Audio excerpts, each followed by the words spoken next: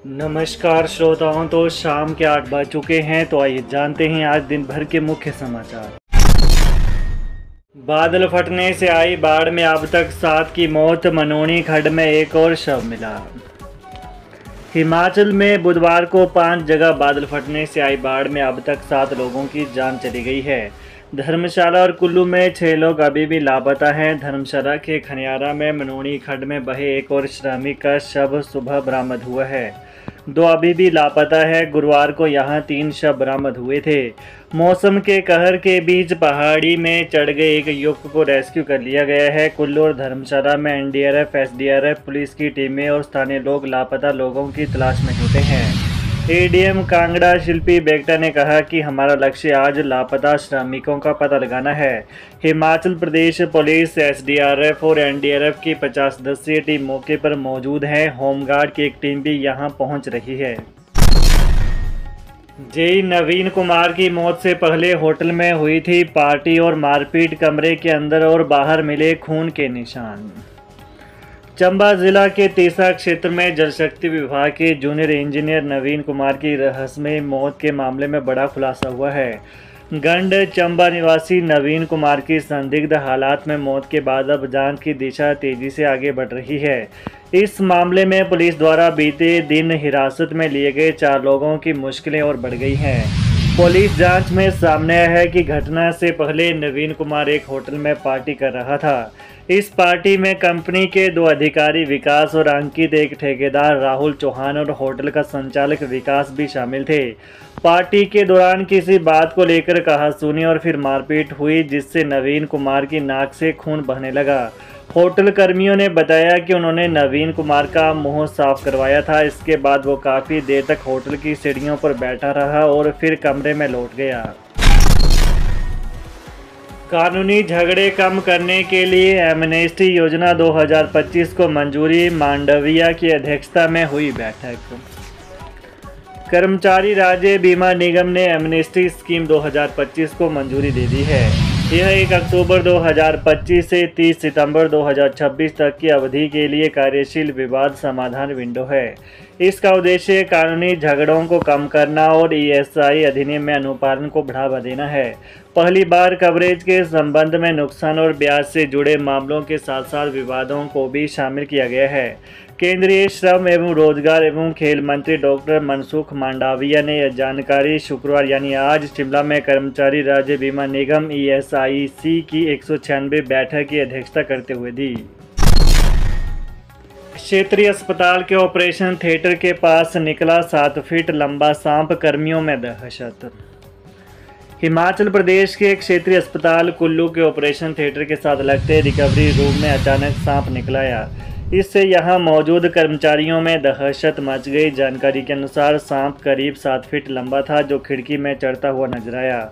यहां मौजूद कर्मचारियों और लोगों ने इसका वीडियो बनाकर सोशल मीडिया में प्रसारित कर दिया है, जो तेजी से प्रचारित हो रहा है। हालांकि इस घटना में किसी तरह का नुकसान होने की सूचना नहीं है। सीएमओ नागराज पवार ने कहा कि सांप को टीम ने रेस्क्यू कर जंगल में छोड़ दिया। पिता ने बेटे को सैल्यूट से दी अंतिम विदाई। शहीद पिता को मासूमियत से निहारते रहे नन्हे बच्चे। विधानसभा क्षेत्र ज्वाली के अधीन ग्राम पंचायत जोल के आईटीबीपी जवान अंकज कुमार की तिरंगा में लिपटी पार्थिव देह आज जैसे उसके घर पहुंची तो हर तरफ मातम छा गया। पार्थिव देह घर पहुंचते ही चीखों पुकार मच गई। अंकज कुमार आईटीबीपी में उत्तराखंड के अल्मोड़ा में बतौर चालक कार्यरत थे, जिनका बुधवार को ब्रेन स्ट्रोक के कारण देहांत हो गया था। शहीद के माता पिता, पत्नी, बच्चे फूट फूट कर शव से लिपट कर रो पड़े। शहीद के पिता ठाकुर सिंह व माता कांता देवी व पत्नी सपना देवी शहीद के शव से लिपट कर रोए।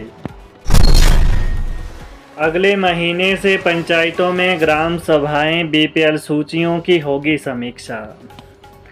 प्रदेश की पंचायतों में जुलाई माह से ग्राम सभाओं का आयोजन किया जाएगा। प्रदेश के जिलों में पंचायतों की ग्राम सभाओं के लिए अलग अलग तिथियां तय की गई हैं।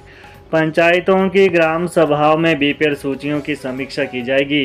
प्रदेश की पंचायतों में अलग अलग तिथियों को ग्राम सभाओं का आयोजन किया जाएगा। प्रदेश भर से बीपीएल सूची में शामिल होने के लिए 2,15,000 परिवारों ने आवेदन किया है।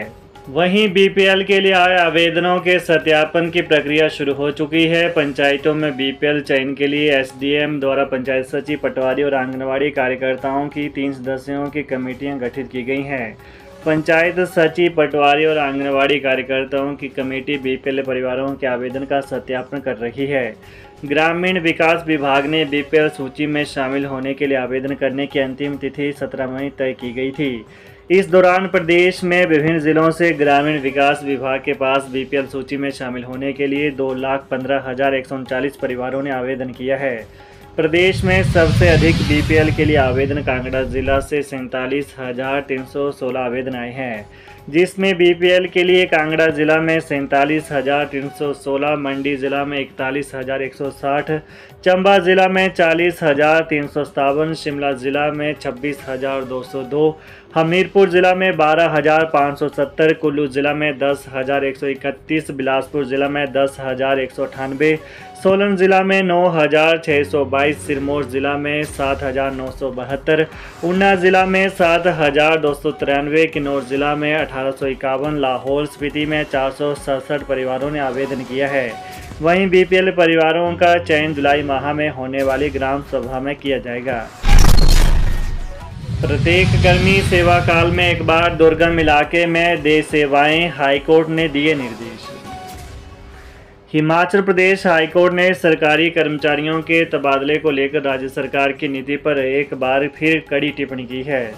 न्यायाधीश संदीप शर्मा की अदालत ने मुख्य सचिव को निर्देश दिए हैं कि सभी विभागों को निर्देश जारी करें। इसमें सुनिश्चित किया जा सके कि प्रत्येक कर्मी अपने सेवा काल में एक बार जनजातीय और दुर्गम क्षेत्रों में सेवाएं दे। अदालत ने मुख्य सचिव को इस आदेश के अनुपालन की रिपोर्ट 2 सप्ताह के भीतर रिकॉर्ड पर रखने को कहा है। अदालत ने कहा कि जिन कर्मचारियों ने पहले ही कठिन और जनजातीय क्षेत्र में सेवाएं दे दी हैं, उन्हें बार बार ऐसे स्थानों पर स्थानांतरित नहीं किया जाना चाहिए। इससे कर्मचारियों में अनावश्यक अशांति फैलती है और स्थानांतरण नीति केवल कागजी बनकर रह गई है। नीति का उद्देश्य यह सुनिश्चित करना है कि सभी कर्मचारियों को समान रूप से ऐसे क्षेत्रों में सेवा करने का अवसर मिले। अध्यापकों की सबसे बड़ी टेंशन खत्म, अब घर के पास ही मिलेगा स्टेशन। हिमाचल प्रदेश के स्कूलों में प्रमोशन के आधार पर शिक्षकों को उन स्कूलों में नियुक्ति दी जाएगी जहां शिक्षकों की संख्या बच्चों के मुकाबले है। शिक्षा मंत्री रोहित ठाकुर ने सचिवालय में मीडिया से बातचीत में जानकारी दी कि इस बात का भी खास तौर पर ख्याल रखा जाएगा कि शिक्षक स्वेच्छा से इन क्षेत्रों में जाएं। कांगड़ा का शिक्षक यदि है तो उसे सिरमौर के बजाय चंबा भेजना उपयुक्त रहेगा। वहीं सरप्लस से किसी एरिया में शिक्षक है तो उसे भी नज़दीक के किसी स्टेशन में तैनाती दी जा सकती है। शिक्षा मंत्री रोहित ठाकुर ने कहा कि नेशनल अचीवमेंट सर्वे के लिए जो प्रयास किया गया है वो सफल रहा है। हिमाचल 21वें स्थान से 5वें पायदान पर आ गया है, जो हिमाचल के लिए गर्व का विषय है। 3 कक्षाओं का इसमें सर्वे हुआ था और ओवरऑल रैंकिंग में हिमाचल 5वें स्थान पर रहा है। कहा कि यह पूरे प्रदेश के लिए बड़ी उपलब्धि है। तो ये रहे दिन भर के विशेष समाचार। ताज़ा खबरों को जानने के लिए चैनल को अभी सब्सक्राइब करें। धन्यवाद।